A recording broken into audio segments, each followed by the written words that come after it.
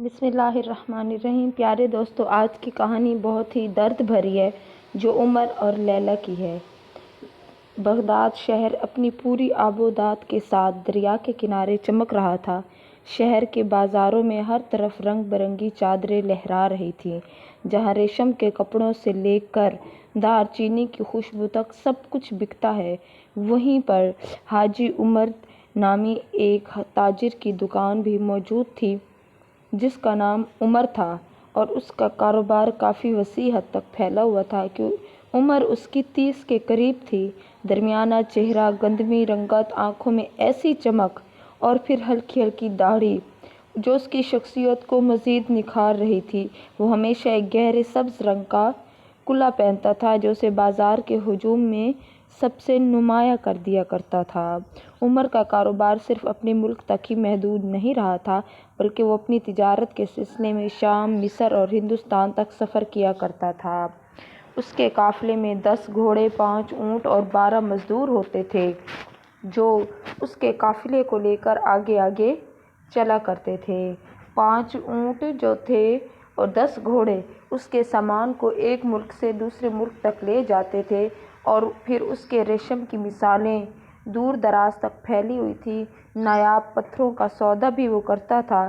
اس کی چالاکی اور ایمانداری کی وجہ سے اس کا کاروبار بہت پھیلا ہوا تھا، لیکن اس کی زندگی میں صرف ایک کمی تھی، اور وہ تھی اس کے والدین جو برسوں پہلے وفات پا چکے تھے، اور نہ ہی اس کا کوئی بہن بھائی تھا، اور نہ ہی وہ شادی کے بارے میں ابھی کچھ سوچنا چاہتا تھا۔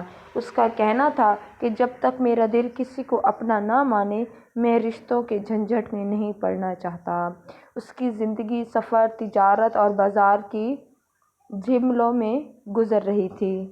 ایک دن اسے پیغام ملا ایک تاجر کا کہ شام میں ریشم کے لیے ڈیزائن آئے ہوئے ہیں جو شام کے امیر زادوں میں بہت مقبول ہو سکتے ہیں۔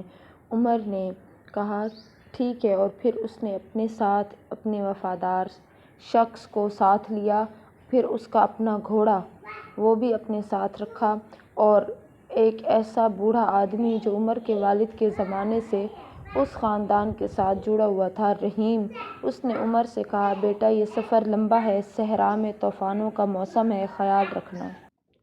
رحیم نے مسکرا کر جواب دیا چچا، جو طوفانوں سے ڈر جائے وہ تاجر کس کام کا، یا جو طوفانوں سے گھبرانے لگ جاتا ہے تو وہ تاجر کس کام کا ہوتا ہے۔ اور پھر وہ قافلہ اس کا نکلا اور دریا کے کنارے سے ہوتا ہوا شام کی طرف بڑھنے لگا۔ سفر کے تیسرے دن جب سورج غروب ہوا، قافلہ صحرا کے کنارے پر جا پہنچا جہاں ریت کے ٹیلوں کے درمیان ایک چھوٹا سا کھجوروں کا باغ نظر آیا۔ کھجور اس جگہ کو جنت کا ٹکڑا بنا رہے تھے۔ عمر نے قافلے کو روکا اور کہا یہاں رات گزار لیں گے۔ مزدوروں نے وہاں خیمے لگائے اور عمر پانی لینے کے لیے کنویں کی طرف چل پڑا۔ وہاں اسے قریب ایک لڑکی نظر آئی جو کنویں کے پاس بیٹھی تھی، اور اس کے ہاتھ میں مٹی کا گھڑا تھا جو ٹوٹا ہوا دکھائی دے رہا تھا۔ لڑکی کا لباس سادہ تھا، ایک سفید چادر جو اس کے سر سے لے کر پاؤں تک لہرا رہی تھی، اور اس کی آنکھیں نیلی تھیں جیسے آسمان کا کوئی ٹکڑا زمین پر اتر آیا ہو۔ اس کے چہرے پر ایک عجیب سی اداسی تھی، لیکن اس کی خوبصورتی ایسی تھی کہ عمر ایک لمحے کے لیے رک گیا اور پھر کہنے لگا تم یہاں کیا کر رہی ہو؟ آگے بڑھ کر جیسے اس نے پوچھا اس کی آواز میں نرمی تھی، کیونکہ وہ نہیں چاہتا تھا کہ لڑکی ڈر جائے۔ لڑکی نے سر اٹھایا، اسے دیکھا، اس کی آنکھوں میں ایک جمع عجیب سا تھا۔ اس نے کہا پانی لینے آئی تھی، لیکن اس کی آواز ایسی تھی جیسے کوئی سرگوشی ہوا میں کھیل رہی ہو۔ عمر نے اپنا مشکیزہ نکالا، اس میں سے پانی لیا اور لڑکی کے ہاتھ میں دیا، یہ لو، اور اگر تمہیں کہیں جانا ہو تو ہمارے قافلے کے ساتھ چل سکتی ہو، یہ صحرا خطرناک ہے۔ لڑکی نے پانی پیا اور مسکرائی۔ تمہارا نام کیا ہے؟ اس نے پوچھا۔ بغداد کا تاجر۔ اور تم کون ہو؟ عمر نے جواب دیا۔ تو عمر کے جواب میں اس نے کہا میں لیلی ہوں۔ لڑکی نے کہا، اور اس کی مسکراہٹ میں ایک ایسا راز چھپا تھا۔ بس وہ لیلی اس کے پاس ٹھہری رہی، اور پھر وہ اسے بتانے لگا کہ وہ تجارت کے لیے سفر کرتا ہے، اسے دنیا گھومنے کا شوق ہے، اور شام کے بازاروں میں ریشم دکھائی دیا ہے، مصر کے احکامات کے سائے میں بیٹھا وہ ہندوستان کے جنگلوں میں نایاب پھولوں کی خوشبو کو محسوس کر رہا تھا۔ وہ کہنے لگا، میرا گھر برداشت ہے، وہیں میرا دل بسا ہے۔ لیلی نے خاموشی سے سنا اور پھر کہا، عمر تم نے میری مدد کی حالانکہ تم مجھے جانتے بھی نہیں۔ عمر نے ہنس کر کہا، سب سے بڑی دولت یہی ہے۔ اس رات لیلی نے قافلے کے ساتھ رہنے کا فیصلہ کیا۔ اگلے دن جب قافلہ آگے بڑھ رہا تھا، ایک طوفان آیا۔ ریت کی دیواریں آسمان تک اٹھ رہی تھیں اور گھوڑوں میں چھیڑ چھاڑ ہو گئی۔ عمر نے قافلے کو روکا اور سب کو خیموں میں پناہ لینے کا کہا، لیکن جب اس لڑکی لیلی نے اپنا ہاتھ اٹھایا، ایک عجیب بات ہوئی، طوفان تھم گیا۔ خادم نے جب یہ سب دیکھا تو اس نے عمر کو بتایا۔ عمر لیلی کو دیکھتا رہا لیکن کچھ نہ کہا۔ اس نے سوچا، یہ کوئی عام لڑکی نہیں ہے۔ رات کو سب سو رہے تھے۔ عمر لیلی کے پاس گئے اور پوچھا کہ تم کون ہو؟ لیلی، تم نے طوفان کو کیسے روکا؟ لیلی نے ایک گہری سانس لی اور کہا، میں تم سے سچ کہنا چاہتی ہوں، میں ایک پری ہوں۔ میری دنیا صحرا کے بارے میں ہے جہاں ہم روشنی اور ہوا سے بنے ہوئے ہیں۔ میں یہاں تمہاری رحم دلی کی وجہ سے آئی ہوں کیونکہ تمہارا دل مجھے اپنی طرف کھینچ لایا ہے۔ اس نے کہانیوں میں پریوں کے بارے میں سنا تھا لیکن کبھی یقین نہیں کیا تھا۔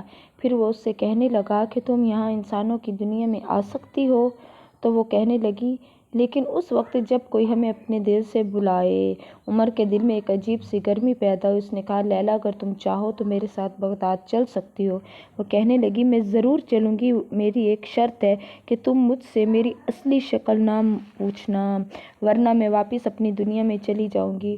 عمر نے وعدہ کیا اور کہا، میں تمہیں کبھی تکلیف نہیں دوں گا۔ بغداد پہنچ کر عمر نے لیلی کو اپنے گھر میں جگہ دی۔ اس کا گھر دریا کے کنارے تھا، ایک چھوٹا سا حویلی نما مکان جہاں وہ رہتا تھا۔ لیلی نے گھر کو خوبصورت بنا دیا۔ اس نے ایک عجیب سی ہوا میں خوشبو پیدا کر دی۔ بازار میں لوگ حیران ہو رہے تھے کہ ایک ہی عرصے میں عمر کو اتنی خوبصورت لڑکی کہاں سے ملی۔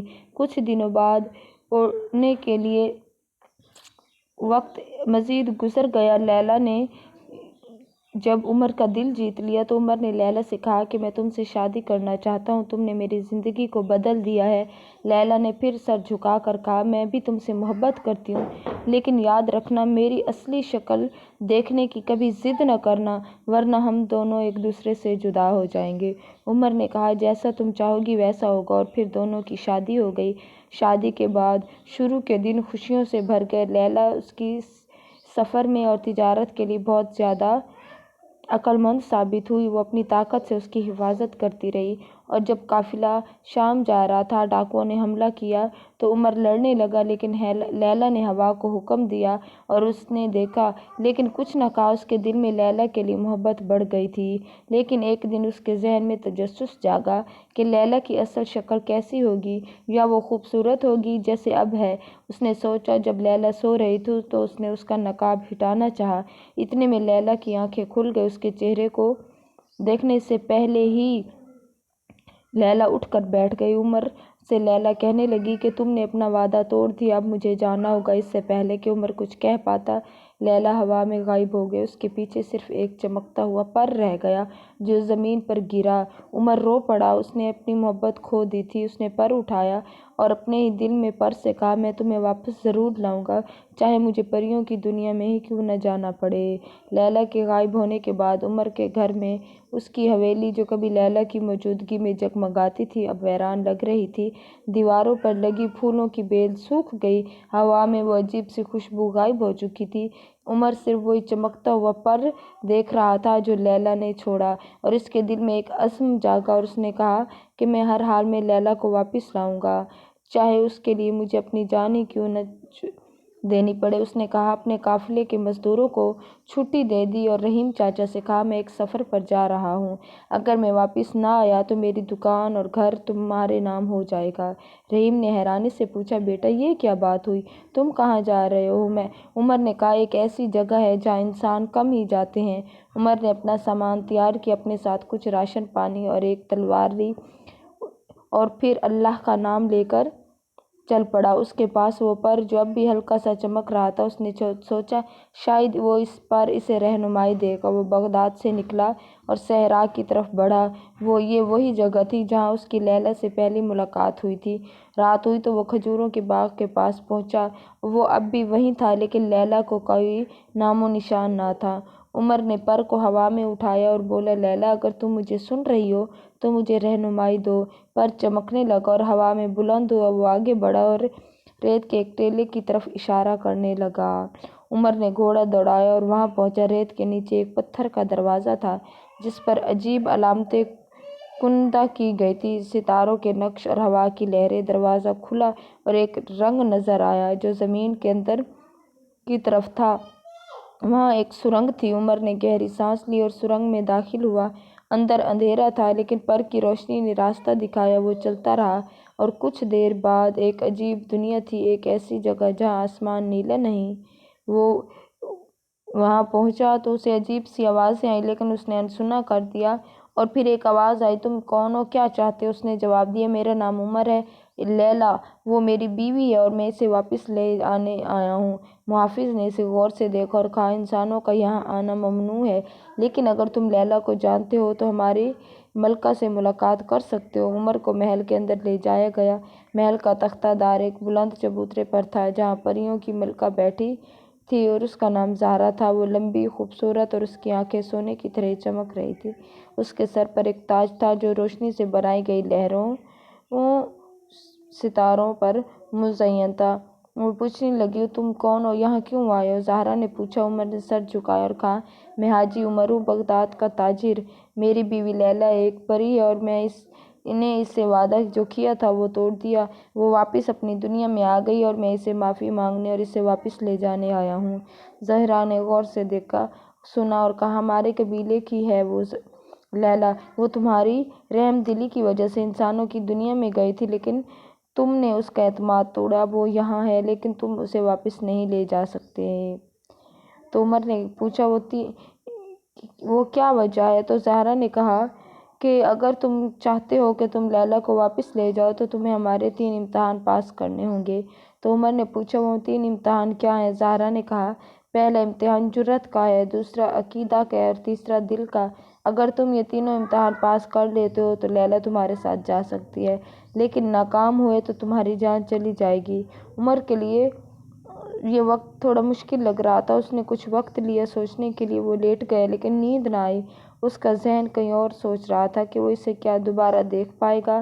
صبح ہوئی اور محافظ اسے لے کر ایک میدان میں گئے اور پھر وہاں پر زہرا کھڑی تھی۔ اس نے کہا، پہلا امتحان ہے، اگر تم آگ کی ندی پار کر لو۔ تو عمر نے دیکھا کہ سامنے ایک ندی تھی جس میں پانی کی بجائے آگ جل رہی تھی۔ اس کے بعد ایک پل تھا لیکن وہ رسیوں سے بندھا تھا اور ہوا میں لہرا رہا تھا۔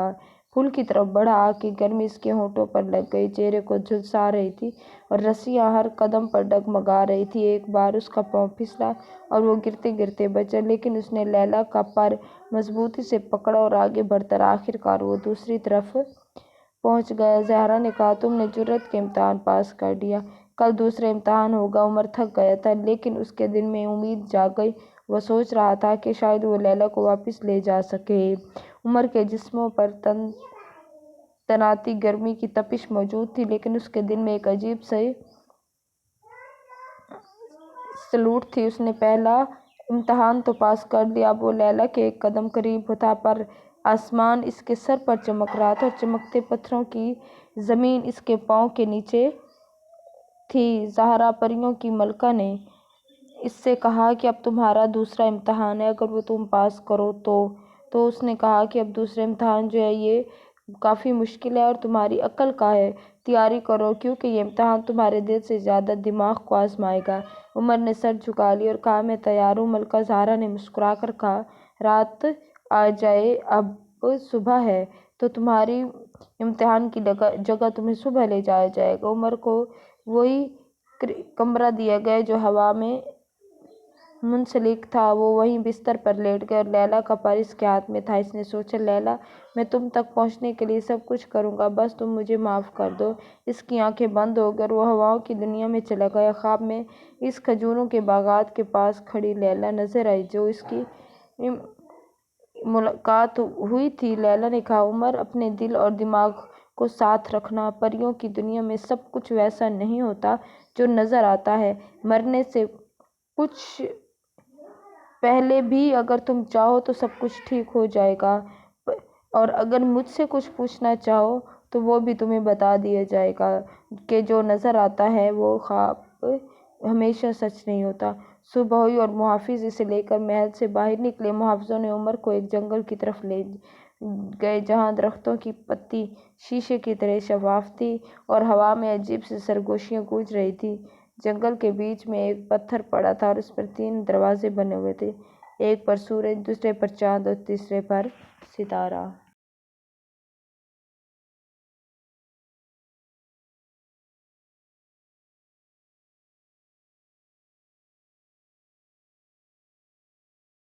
وہ ملکہ زہرا وہاں پہنچ گئی تھی اور بولی، ہم کہاں جائیں گے؟ اب یہ امتحان ہے عمر، ان 3 دروازوں میں سے ایک تمہیں آگے لے جائے گا جہاں لیلا ہے، دوسرے تو موت کے راستے ہیں۔ تمہارے پاس 3 سوالات پوچھنے کا حق ہے اور میں سچ بولوں گی، لیکن دروازہ تمہیں خود چننا ہوگا۔ عمر نے گہری سانس لی اور سوچنے لگا کہ اس کے پاس 3 سوالات تھے اور اسے ان کا بہترین استعمال کرنا تھا۔ اس نے لیلا کے اس پر کو دیکھا جو اس کے پاس موجود تھا اور پھر اب اسے وہ پر ہلکا سا چمکتا ہوا دکھائی دے رہا تھا۔ اسے لیلا کا خواب یاد آیا کہ سب کچھ وہی نہیں ہوتا جو نظر آئے سوائے حقیقت کے۔ ملکہ، کیا سورج والا دروازہ مجھے لیلا تک لے جائے گا؟ زہرا نے کہا، نہیں، وہ دروازہ آگ کے گڑھے کی طرف جاتا ہے۔ عمر، اب تو دوسرے باقی 2 دروازے تھے، چاند اور ستارہ۔ اس نے دوسرا سوال پوچھا، کیا چاند والا دروازہ موت کا راستہ ہے؟ زہرا نے جواب دیا، ہاں، وہ تمہیں زہریلی ہوا کی غار میں لے جائے گا۔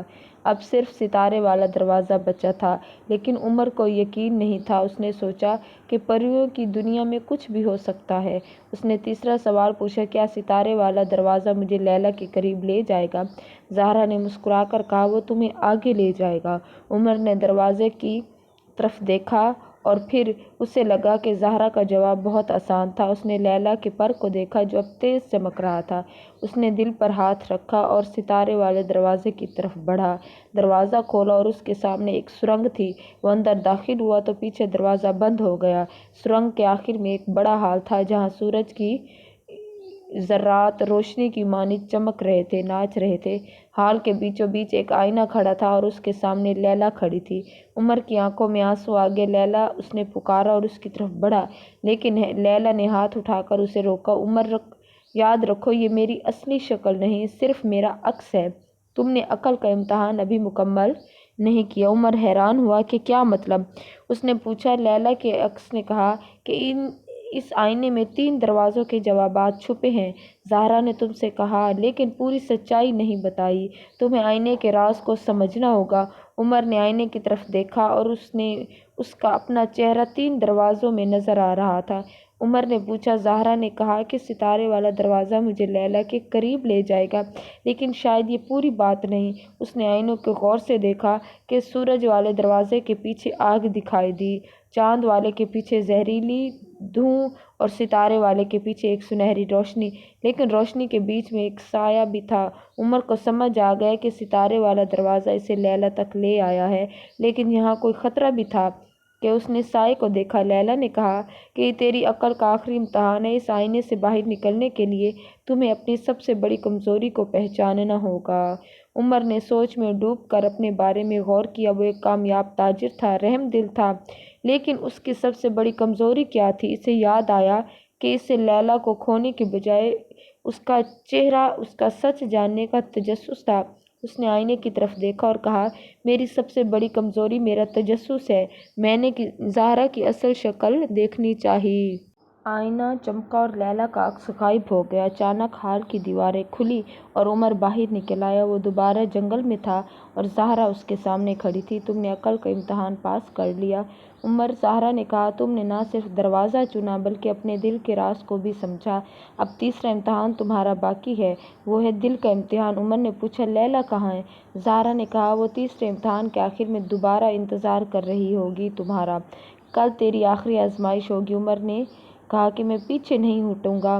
عمر نے تینوں امتحان پاس کر لیے تھے، جرأت، عقل اور دل۔ پریوں کی ملکہ زہرا نے اسے بتایا کہ لیلا اب اس کے سامنے ہے۔ وہ ایک سنہری میدان میں کھڑا تھا جہاں لیلا ہوا کی روشنی کی ضرب کی طرح اس کے قریب کھڑی تھی۔ اس کی نیلی آنکھیں چمک رہی تھیں لیکن اس کے چہرے پر اداسی تھی۔ اس نے دوڑ لگائی، لیلا میں آ گیا ہوں، میں نے سب کچھ تمہارے لیے کیا۔